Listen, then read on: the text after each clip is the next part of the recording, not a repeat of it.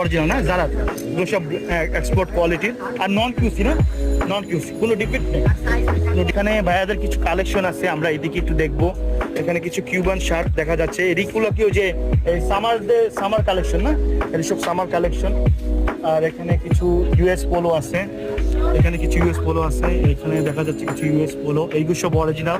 এটি সবই US polo না, এটি সবই ইউএস পোলো, এক্সকিউজ মি।